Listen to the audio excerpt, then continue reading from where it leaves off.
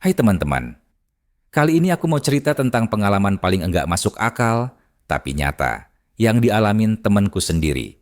Namanya Reza, dia mahasiswa jurusan arkeologi yang suka banget jalan-jalan ke tempat terpencil buat nyari jejak budaya yang udah hilang.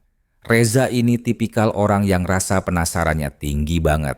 Kalau dengar ada cerita tempat angker, tempat bersejarah, atau bahkan yang katanya nggak masuk akal, dia langsung semangat cari tahu. Mungkin karena dia ngerasa, sebagai anak arkeologi, dia punya kewajiban buat ngungkap sesuatu yang tersembunyi. Waktu itu, dia lagi sibuk ngerjain skripsi. Temanya tentang desa-desa tua di Jawa yang udah nggak berpenghuni atau yang hilang dari peta.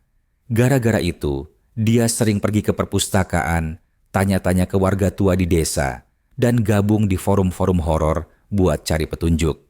Nah, dari situlah semuanya mulai. Suatu hari, dia cerita ke aku kalau dia nemu satu thread di forum horor. Isinya tentang desa misterius di daerah Jawa Tengah yang katanya cuma bisa dilihat atau dimasuki pada waktu tertentu, malam Jumat Kliwon. Nama desanya nggak pernah disebut, nggak ada foto, nggak ada bukti konkret. Tapi ceritanya banyak. Ada yang bilang pernah lihat dari kejauhan. Ada yang ngaku pernah masuk tapi langsung hilang ingatan. Ada juga yang bilang temennya nggak balik-balik setelah masuk ke desa itu. Reza awalnya nganggap ini cuma cerita buat nakut-nakutin orang. Tapi makin dia baca, makin banyak kesamaan dari setiap cerita. Waktunya selalu malam Jumat Kliwon. Lokasinya selalu dekat hutan dengan satu tanda khas, pohon beringin besar di pinggir jalan. Nah, dari situ dia mulai nyusun rencana. Reza mulai nanya-nanya ke warga di beberapa desa yang masuk daftar wilayah rawan angker di forum itu. Beberapa orang tua langsung tutup mulut pas dia tanya soal desa gaib. Tapi ada satu kakek, seorang mantan petani, yang akhirnya buka suara. Kakek itu tinggal di desa kecil bernama Karangjati.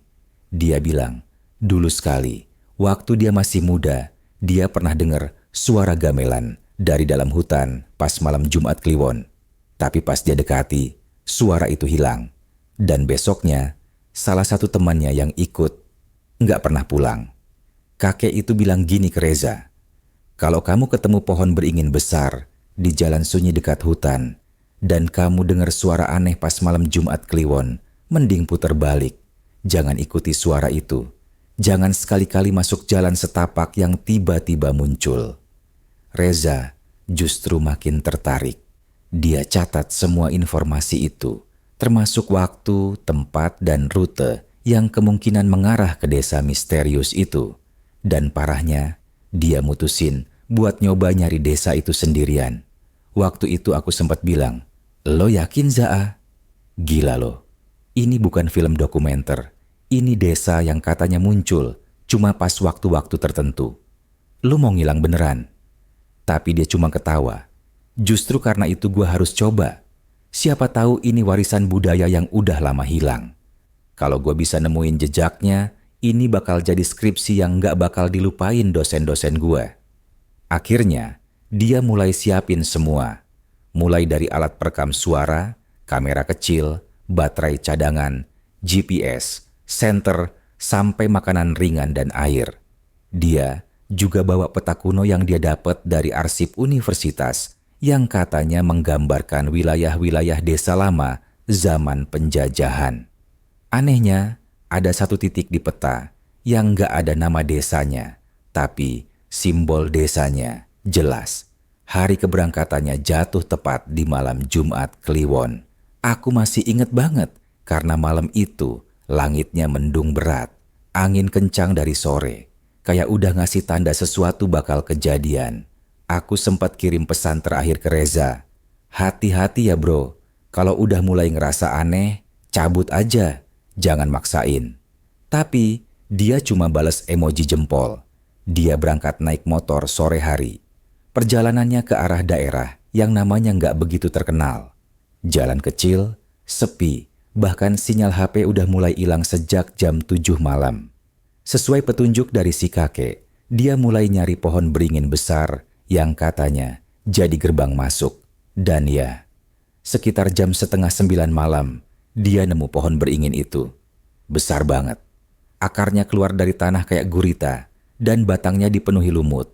Udara di sekitarnya langsung berubah dingin. Hening. Bahkan jangkrik pun nggak kedengaran. Reza cerita, itu momen pertama dia ngerasa ada yang nggak beres. Di samping pohon itu ada jalan setapak. Kecil, kayak bekas dilewati orang tapi nggak kelihatan sering dipakai. Anehnya, GPS-nya langsung error begitu dia deket ke jalan itu. Kompas digitalnya muter terus. Tapi dia tetap masuk. Langkah demi langkah, dia masuk ke jalan itu. Gelap banget, senter jadi satu-satunya sumber cahaya. Pepohonan rapat di kiri kanan, udara makin dingin. Dan sekitar 5 menit jalan, dia mulai dengar suara. Pelan, tapi jelas. Suara gamelan. Bukan dari speaker. Bukan suara modern. Ini suara gamelan Jawa klasik. Lembut, pelan, tapi punya ritme yang aneh. Kayak upacara. Reza terus jalan, makin dalam. Suara gamelan makin jelas. Dia mulai lihat cahaya dari kejauhan. Lampu-lampu kuning redup, kayak obor atau lampu minyak. Dan perlahan, dari balik kabut, mulai kelihatan bangunan. Rumah-rumah kecil dari kayu. Bangunan tradisional Jawa. Saat dia masuk lebih jauh, dia beneran lihat desa itu. Dan itu bukan mimpi. Dia ngelihat anak kecil mainan di halaman rumah. Orang-orang dewasa duduk di beranda. Semua berpakaian kuno. Kebaya, lurik, ikat kepala. Tapi satu hal yang bikin bulu kuduk dia berdiri. Semua orang di desa itu senyum ke dia. Tapi tatapan matanya kosong. Kayak boneka. Kayak orang hidup. Tapi nggak punya jiwa. Dia berdiri kaku di tengah jalan desa. Antara panik dan kagum. Ini benar-benar desa yang nggak ada di peta. Tapi nyata. Bukan ilusi. Reza bilang, dia ngerasa udah bukan di dunia yang sama. Dan itulah awal dari semuanya. Awal dari hal-hal aneh yang bakal terus terjadi setelah itu.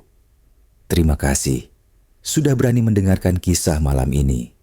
Jangan lupa tinggalkan jejak sebelum pergi. Subscribe, like, dan nyalakan lonceng agar kamu nggak ketinggalan cerita misteri berikutnya. Sampai jumpa di malam-malam berikutnya. Tentu saja, jika kamu masih berani.